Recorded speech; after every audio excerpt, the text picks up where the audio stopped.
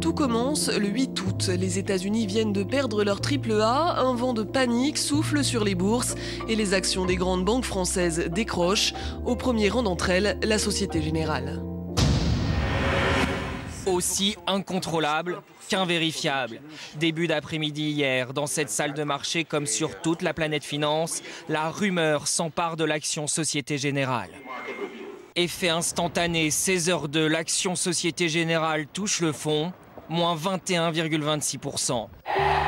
Une panique provoquée par un article de presse paru la veille. Un tabloïd anglais, le Mail on Sunday, écrit que la Société Générale se trouverait au bord de la faillite.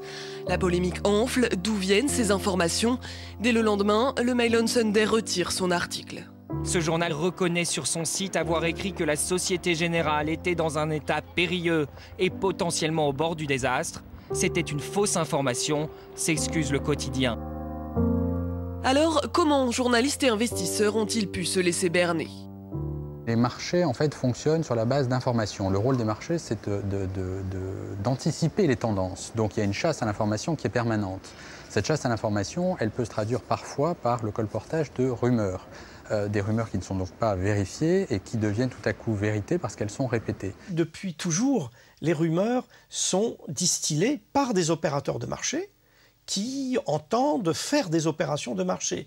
Il faut savoir par exemple qu'il y a quelques jours, un titre comme la BNP a connu une variation dans la journée de 25%. C'est ahurissant.